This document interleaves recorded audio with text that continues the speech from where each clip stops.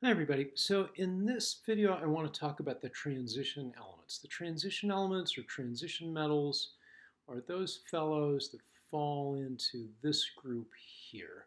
Now you might remember from an earlier video, this is where we're filling in the d orbitals.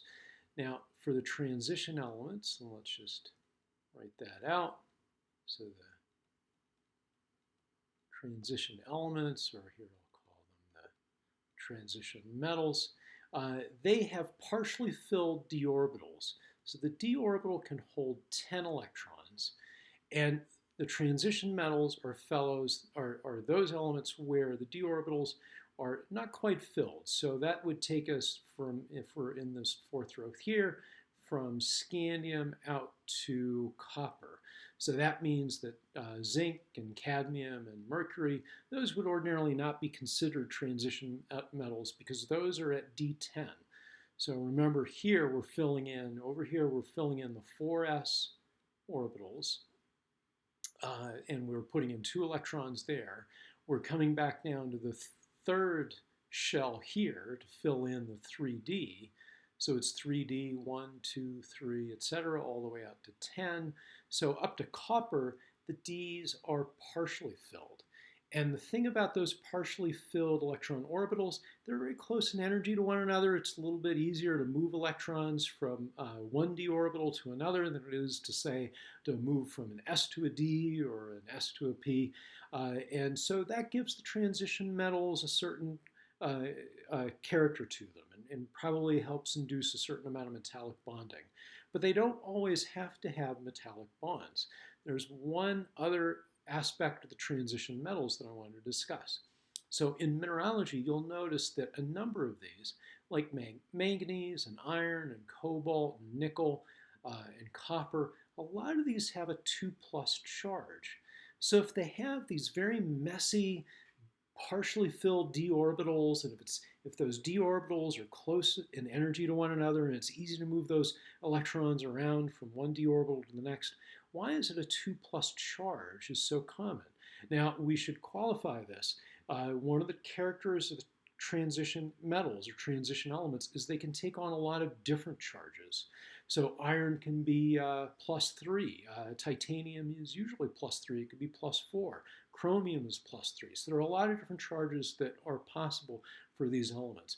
But 2+ is very common. And to understand why the 2+ charge is common, we need to just take a brief look at the way we note electrons. Now, the way we note electrons or electron shells is that we take a look at, let's say, well, let's take iron as an example.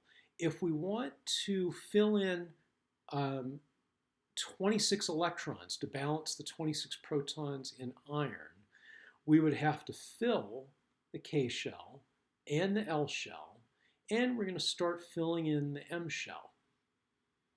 So we'll put 2 electrons in here in the s orbital, 6 electrons in here, and then we'll get the argon structure. When we reach an argon structure, that's a noble gas structure, and we will usually notate that as argon with square brackets around it. And then for the N shell, and let's just number these, 1, 2, 3, and 4, we start filling in the 4s, then the 3d. Now here we're going to put the 4s last because that is the outermost shell, and we're going to put the 3d in here. Now how many electrons are going into the 3d? 1, 2, 3, 4, 5, 6. So we're counting 6 over to get to iron. So for iron, for the neutral atom, so iron with 0 charge, it would have this kind of electron configuration. It would have an argon structure plus the 3d6 and the 4s2. Now notice this is not in order of energy. These 4s electrons would be filled first before the 3d6. they're at a lower energy level. So here in this type of notation for writing out electron orbitals, we usually put these in order of the quantum numbers. So 3 goes before 4. But take a look at this. We have these two 4s electrons that are sitting out here. And if those were to be pulled away by some element like oxygen, and oxygen is happy to take on a 2- charge, so it's happy to take on those 2 electrons, then iron would be left with a 2+ charge. But notice that there's nothing really special about iron in that first row of D elements. So let's take a look at manganese. If we have the element manganese, then it would similarly have an argon structure added to that. On top of argon, we'd still have the 4s2, but instead of 3d6, it would be 3d5. But here, for this 2+ charge, the number of d electrons don't really matter. Again, we have these two 4s orbital electrons that are happy to be taken away by some other atom, such as oxygen, which has a very high electronegativity. It's happy to grab up 2 electrons. So manganese can also have a 2+ charge. And that can happen with any of these. It can happen with zinc or copper or nickel, and it does. With some of these, once the 2+ charges are gone, the other anions like oxygen or fluorine or chlorine, etc., might start digging away at some of the d orbitals too, and you can get a so-called higher valence state or a higher charge. But the 2+ charge happens to be very common because we have these 4s orbitals that are sitting out there that can be easily grabbed by an oxygen 2-, which, by the way, is the single most common atom in the Earth's crust. The crust is made of mostly out of oxygen. There's more oxygen than any other element. It's really the most abundant element in not only the crust, but also the mantle.